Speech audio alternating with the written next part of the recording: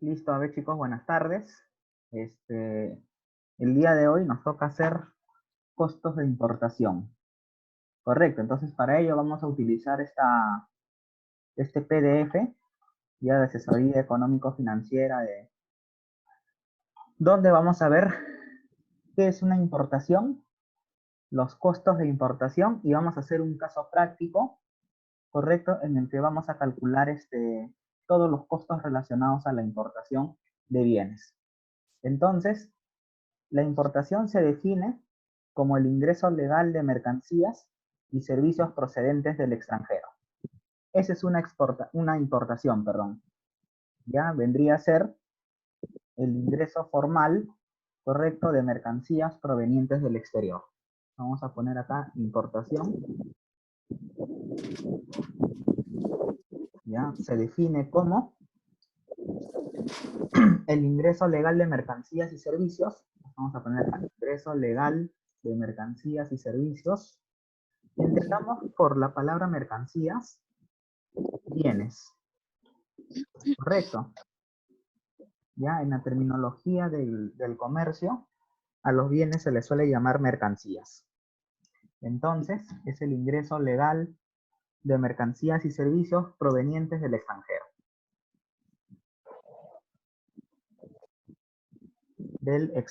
Nada más. Los cuales pueden tener los siguientes fines, en orden de relevancia. El carácter comercial. ¿Eso qué quiere decir? Que vamos a importar mercancías para que nosotros las podamos vender, las podamos comercializar. Fines de naturaleza personal. Simplemente nosotros vamos a importar mercadería para nuestro consumo personal, el consumo propio, ya el consumo de cada uno. Fines de naturaleza social. Importar mercancía, por ejemplo, para bienestar de una comunidad. Correcto, por ejemplo, necesitamos un sistema de regadío, entonces podemos importar algunas máquinas o claro, podríamos importar algunas máquinas para que sean utilizados en ese mecanismo. Fines de naturaleza benéfica. ¿Esto qué quiere decir? Más que todo para donaciones, correcto, de algunas comunidades en específico y otros permitidos por nuestra legislación. Entonces, podemos decir que se importan mercancías del exterior para su uso o consumo en el mercado nacional y que además este proceso debe contribuir con los siguientes aspectos. Dice complementar el suministro nacional. Correcto. Entonces, ¿por qué decimos eso? O sea, ¿por qué importamos? Ya importamos debido a que hay demanda interna que no está siendo satisfecha. También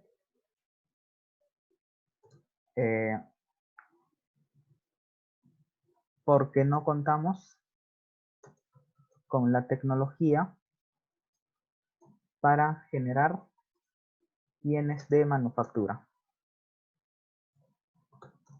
Listo. Entonces, ese es el motivo por el que nosotros vamos a importar. ¿Correcto? ¿Listo? Ahora sí, vamos a continuar. ¿Qué más? Dice, complementa el suministro nacional frente a la insuficiencia de la producción. ¿Eso qué quiere decir? Que si nosotros producimos bienes y estos bienes no alcanzan para satisfacer todas nuestras necesidades, entonces nosotros vamos a importar mercadería. ¿Para qué cosa? Para complementar el suministro nacional. ¿Debido a qué cosa? Debido a que nosotros producimos cantidades insuficientes. Pero también podemos importar cuando nosotros estamos exportando ese mismo producto. O sea, nosotros exportamos el producto que generamos y entonces para garantizar el suministro nacional Entonces vamos a traer mercadería de afuera. Siguiente punto. Abrir opciones de consumo y abastecimiento con mayor variedad y bajo mejores condiciones de compra. Correcto. También es importante importar debido a que el mercado interno, tendrá una mayor variedad de productos,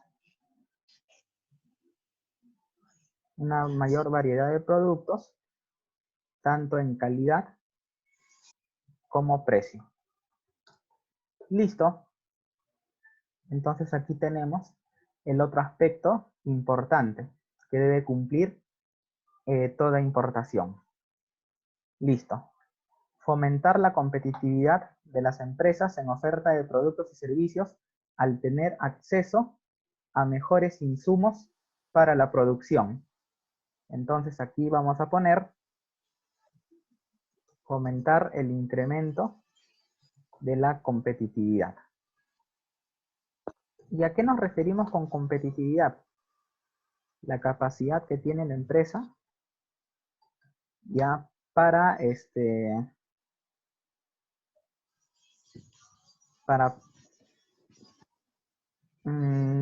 para establecer o para definir un precio que pueda competir con el precio de las otras empresas. Dicho de otro modo, o sea, capacidad para vender productos a bajo precio. Para vender productos con de calidad y bajo precio. Listo. Entonces, eso es competitividad, en términos sencillos. ¿Correcto? A ver, ¿quiénes han venido? Ya, ok, sigamos. Listo. ¿Qué más? Dice, con todo lo anterior, pues, además de ser necesaria en el mundo actual, hablamos de la importación, permite la generación de empresas y la realización de actividades en nuestro país. Sería ilógico pensar actualmente en un país que busca el crecimiento y que se encuentra cerrado a la posibilidad del comercio exterior, en este caso, de la importación. ¿Por qué? Porque también se cumple ya el primer principio del comercio, o sea que no existe un país autosuficiente. Entonces también importamos debido a que no existe país en el mundo que sea autosuficiente. ¿Qué quiere decir esto? Producir todo lo que consume. No existe ningún país en el planeta que tenga esta capacidad. Entonces, ese es el motivo por el que nosotros, correcto, vamos a realizar operaciones de comercio exterior, o sea, compra y venta de bienes con países del resto del mundo. ¿Correcto? Ahora sí, sigamos. Específicamente en el caso de nuestro país, por dar un solo ejemplo, no somos un país que produzca tecnología y es por ello que debemos importarla. Entonces aquí está, correcto, la importancia de la importación. ¿Por qué? Porque nosotros somos un país que no producimos tecnología. Entonces, como no producimos tecnología, la tenemos que importar. ¿Correcto? Ya está. Vamos a ver los costos de importación, que es el tema del día. Costos de importación. Ya está. Empezamos. ¿Qué es el costo?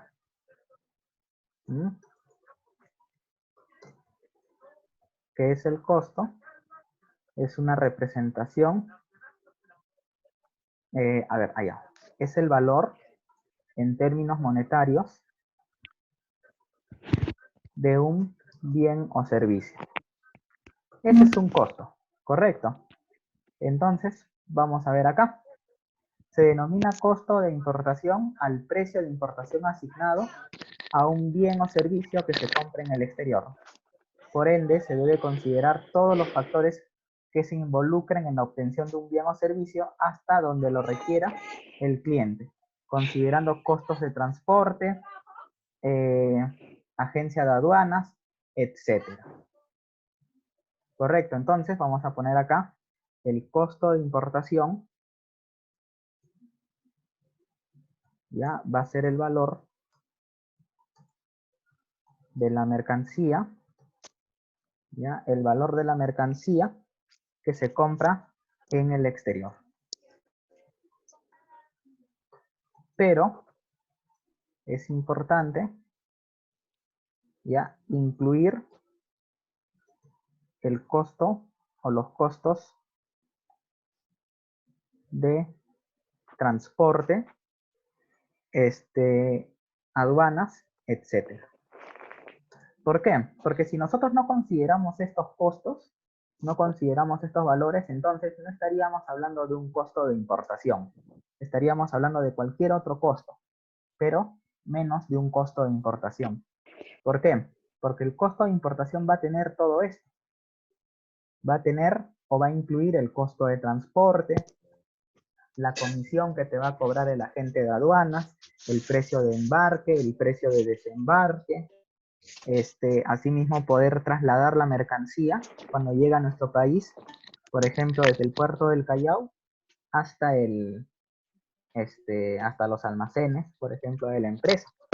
Entonces, todo eso va a ser parte del costo de importación de una determinada mercancía. Listo. Además, debemos tener en cuenta que cuando nos referimos a precios asignados, nos referimos a los llamados Incoterms. Entonces, este costo de importación depende de qué cosa? Depende del Incoterm que se define ya en el contrato de compra-venta internacional. Recuerda que ese contrato de compra-venta internacional es un documento que establece qué cosa? Todas las condiciones entre el comprador y el vendedor, y también se va a definir qué cosa, el Incoterm que se va a aplicar, dependiendo de las responsabilidades que va a asumir tanto el vendedor como el comprador. ¿Está bien? ¿Sí? ¿Están entendiendo esa parte? Correcto, muy bien. Vamos a silenciar a los que están comiendo, creo. Listo. Ahora sí, continuamos. Entonces los Incoterms, ya como ves acá, se refiere a los términos que forman parte de una normativa creada por la Cámara de Comercio Internacional. Correcto, entonces vamos a poner acá los Incoterms, ya son una regla establecida y definida por la Cámara de Comercio Internacional. Un ratito, por la Cámara de Comercio Internacional. Listo, CCI, la Cámara de Comercio Internacional. Pero recuerda que esto no es una norma, o sea, son reglas nada más. Es una sugerencia que la Cámara de Comercio Internacional, correcto, le está dando a los países del mundo para que puedan determinar un Incoterm que se adapte a las necesidades de un contrato de compra y venta internacional. O sea, no es una norma, ¿correcto? No es obligatorio que se defina para una operación, o no es obligatorio elegir algún Incoterm cuando vayamos a realizar alguna transacción de comercio exterior o alguna transacción con una empresa del exterior. Entonces, claro, ustedes me pueden decir, no, pero el Incoterm sí o sí se tiene que aplicar. Es correcto, generalmente se aplica. Pero si tú no quieres definir o no quieres aplicar un Incoterm X, no hay ningún problema. Tú puedes traer la mercancía. Pero claro, estos Incoterms, estas reglas, lo que buscan es facilitar, ¿correcto? Establecen hasta qué punto es responsabilidad del vendedor y hasta qué punto es responsabilidad del comprador. Hasta dónde el vendedor asume los costos y a partir de qué punto el comprador va a asumir los costos y también el riesgo, perdón, de deterioro o pérdida de la mercancía. Entonces, por eso, como ves acá, los Incoterms son términos estandarizados, términos que se van a utilizar en todo el mundo, que se utilizan en los contratos de compra-venta internacional y que sirven para determinar cuál de las partes, como ves acá, el exportador o el importador, paga el transporte de la mercancía, paga el seguro, establece en qué lugar el exportador entregará la mercancía al importador y también corre con otros tipos de gastos, aduaneros, portuarios, etc. Entonces, como puedes observar, estos Incoterms son reglas que buscan facilitar, correcto, las operaciones que se van a realizar tanto para la exportación como para la importación. ¿Por qué? Porque está definiendo el grado de responsabilidad del comprador y el vendedor, o sea, del exportador y el importador. Y también va a decir quién va a pagar el medio de transporte, quién va a pagar el seguro, el flete, etc.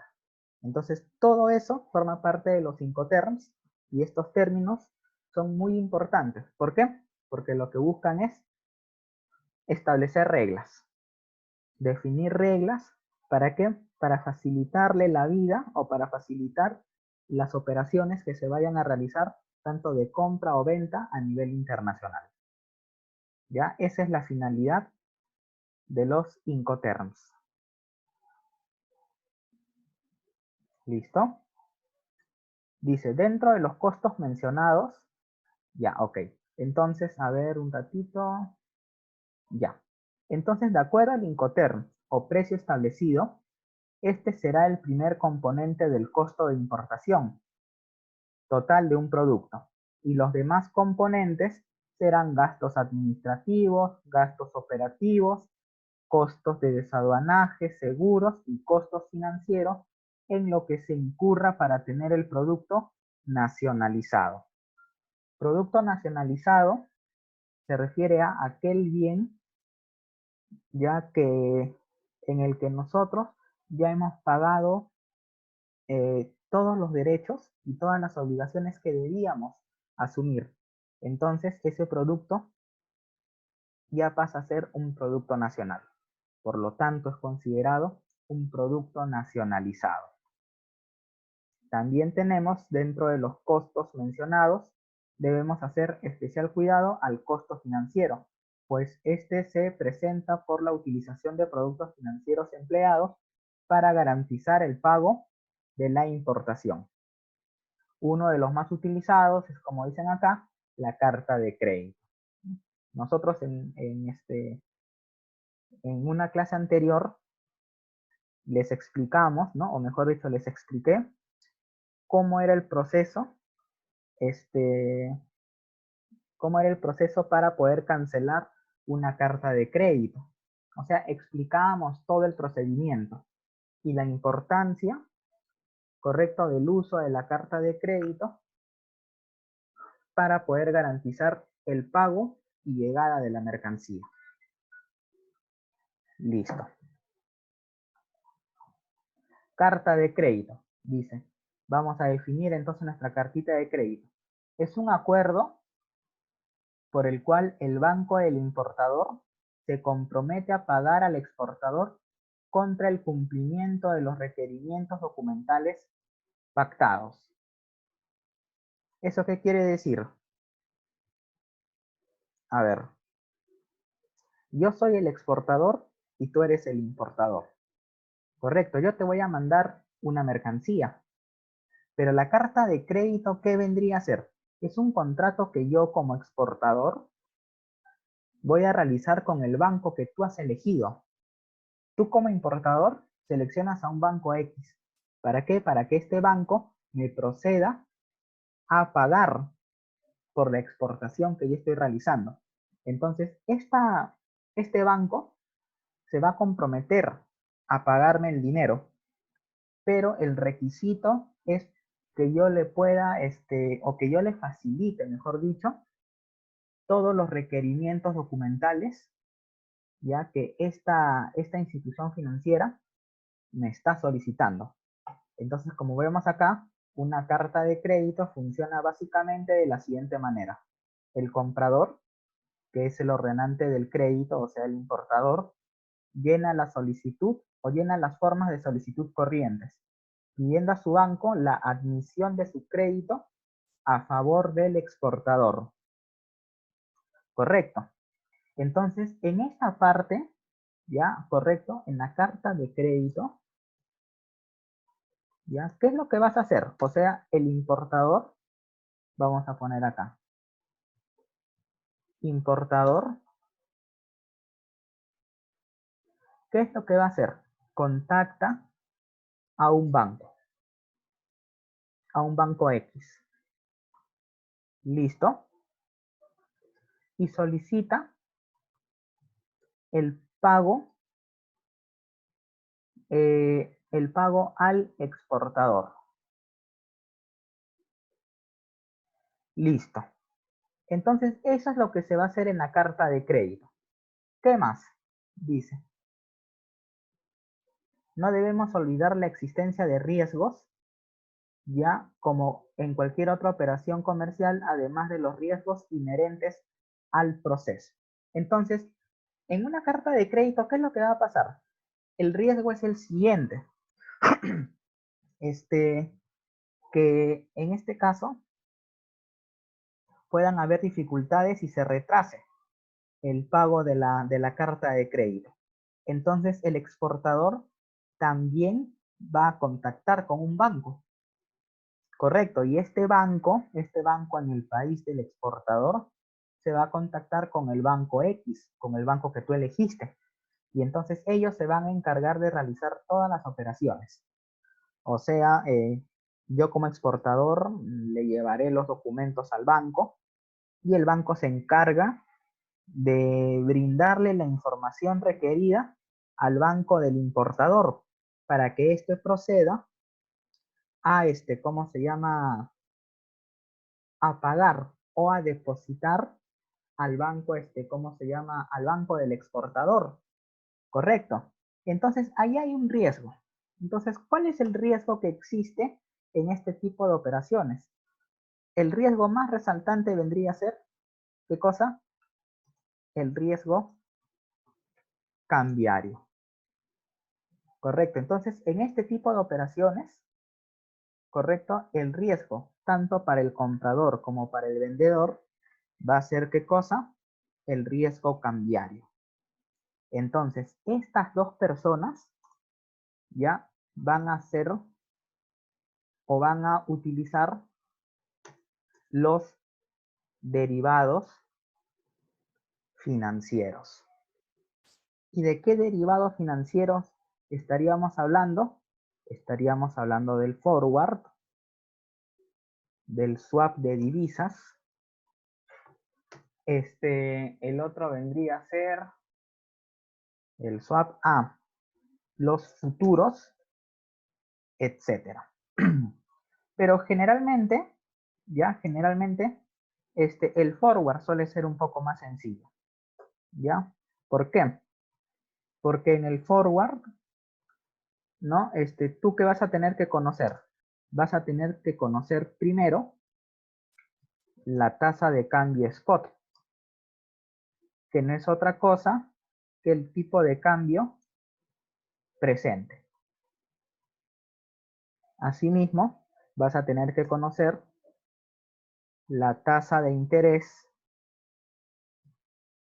la tasa de interés, en este caso, del país del exportador, ¿correcto? También la tasa de interés del país del importador. Y por último, el tiempo. O sea, ¿para cuándo realizamos el contrato forward? Puede ser para 90 días, 180 días, etcétera. Eso va a depender, correcto, del contrato que tú vayas a realizar. ¿Y cuál es el objetivo? ¿Ya? ¿Cuál es el objetivo de los derivados financieros?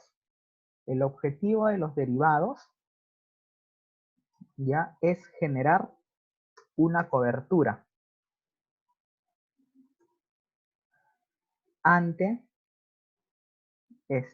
la volatilidad, ¿ya? La volatilidad del tipo de cambio. O sea, ¿qué pasa? Por ejemplo, hoy día el tipo de cambio puede estar en 3.52, 3.51, pero nosotros no sabemos qué va a pasar más adelante. De repente el tipo de cambio sube a 3.60, de repente baja a 3.30, etc. Entonces, para eso nosotros ya utilizamos un contrato forward. ¿Para qué?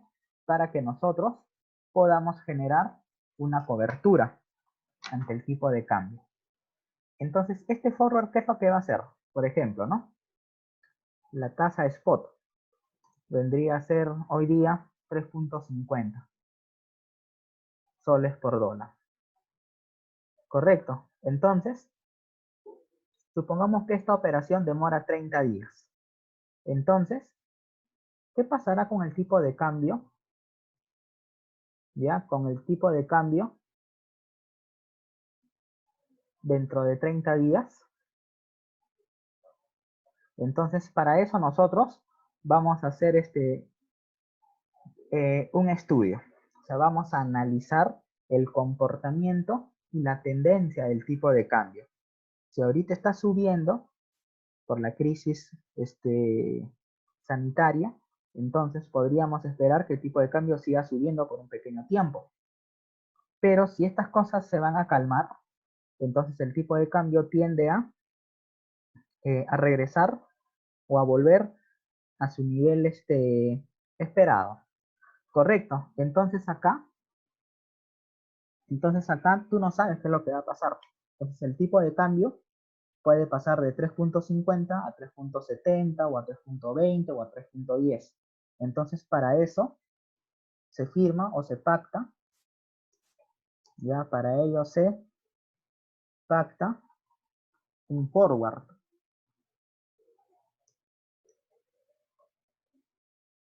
¿Correcto? Que vendría a ser, que sería, perdón, un contrato en el cual el banco, y la otra parte definen un tipo de cambio esperado. Un tipo de cambio esperado. En este caso hablaríamos a una fecha futura. A una fecha en el futuro. ¿Correcto? Y cuando llegue aquel día, la operación se liquidará con el tipo de cambio pactado. Listo. Entonces, ¿qué es lo que vamos a hacer nosotros? Supongamos, vamos a poner acá la tasa forward. Entonces, la tasa forward, ¿a qué va a ser igual? Va a ser igual a la tasa spot que en este caso sería A entre B, un ratito, A entre B, por, sería, a ver, 1 más, correcto, sería acá, 1 más la tasa de interés en el país A por el tiempo entre 360. Y todo esto entre 1 más la tasa de interés en el país B por N entre 360. Correcto, entonces vamos a ver un ejemplito, ¿ya? Para poder terminar la primera parte y programar la segunda clase, ¿sí? A ver, supongamos entonces,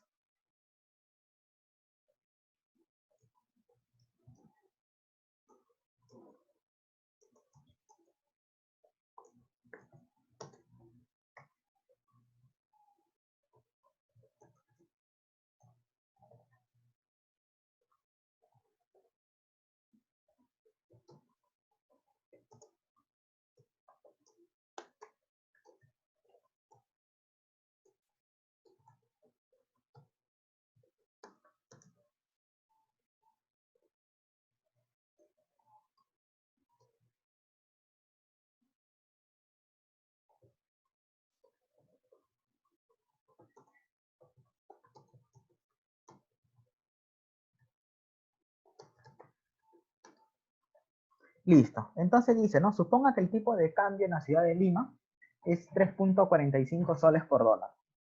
Asimismo, las tasas de interés en Lima y en Nueva York son de 3.50 y 3.25 respectivamente. Hay la tasa forward a 30 días. Entonces nosotros vamos a hallar la tasa forward o el tipo de cambio forward y sabemos que eso va a ser igual a nuestro tipo de cambio spot. 3.45. Ya sabemos que es soles por dólar por 1 más la tasa de interés en Lima.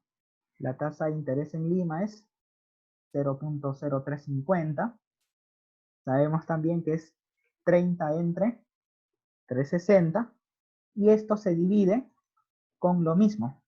1 más, en este caso, la tasa de Nueva York, 0.0325 por 30 entre 360. Y con esto nosotros vamos a calcular un posible tipo de cambio. ¿Correcto? Un posible tipo de cambio. Que efectivamente este tipo de cambio va a ser superior, o sea, va a ser mayor. Ya te puede salir, por ejemplo, 3.48 o 3.49. Supongamos, ¿ya? Suponiendo 3.49. Entonces, ¿eso qué quiere decir? Que yo voy a pactar con el banco lo siguiente. Yo le voy a decir al banco, ¿sabes qué? La tasa de cambio o el tipo de cambio dentro de 30 días ya va a ser de 3.49. Entonces, esa es la tasa que tanto yo, en este caso, tanto el banco y yo, estamos definiendo para dentro de 30 días. Pero, ¿qué puede pasar en 30 días? ¿Correcto? Entonces, en 30 días puede ocurrir lo siguiente. El tipo de cambio, ¿ya? El tipo de cambio puede ser 3.50 o 3.48. Supongamos que esta es una exportación. Entonces yo voy a recibir los dólares, o sea, ellos me van a pagar en dólares, pero yo voy a recibir en soles. Entonces, si el día de hoy era 3.45, yo ahorita recibiría, por ejemplo, por 100 dólares, 345 soles. Pero cuando yo pacto el forward, ¿esto qué quiere decir? Que dentro de 30 días, el banco me va a pagar los 100 dólares a una tasa de cambio de 3 soles 49. ¿Eso qué quiere decir? Que yo voy a recibir 349 soles. Pero ¿qué puede pasar en 30 días? El tipo de cambio puede ser 3 soles 50. Entonces, ¿qué hubiera pasado si yo no firmaba este forward? Ah, dentro de 30 días yo iba a recibir 350 soles. Pero como yo lo he pactado en 3.49, entonces en esa fecha yo voy a cobrar 349 soles. ¿Qué pasó? Estoy perdiendo. Por otra parte, si no hubiera firmado el forward, ¿qué hubiera pasado dentro de 30 días? De repente el tipo de cambio era 3 soles 48. Entonces, ¿qué hubiera pasado? En ese entonces hubiera recibido 348 soles. Pero como yo firmé un forward por 3.49, entonces estoy recibiendo 349 soles. Entonces, como puedes ver, ese es el objetivo de los forward, o en este caso de los derivados financieros. Lo que busca es generar una cobertura. O sea, yo me estoy asegurando una tasa en el futuro. Esa tasa es fija. Entonces yo sé que dentro de 30 días yo voy a recibir 349 soles. Pero ese es un riesgo también. ¿Por qué? Porque si yo congelo el tipo de cambio en 3.49, ¿qué hubiera pasado si el tipo de cambio era 3 soles 60? Hubiera recibido más dinero. Pero también, ¿qué hubiera pasado si el tipo de cambio hubiera sido 3.40? Entonces hubiera recibido menos dinero también. Entonces lo único lo que estoy haciendo acá es protegerme de la volatilidad del tipo de cambio. Pero ¿cuál es el riesgo? Que pueda ganar o perder con esta operación. En este caso, si el tipo de cambio dentro de 30 días hubiera sido 3.48, yo hubiera ganado. Pero si fuera 3 soles 50, yo estaría perdiendo. Así sea un centavo, pero yo estoy perdiendo por esta operación. Pero ¿qué podemos decir al respecto? Bueno, pues que uno nunca sabe lo que va a pasar en el futuro. O sea, en este caso lo que estamos haciendo, a ver, un ratito, vamos a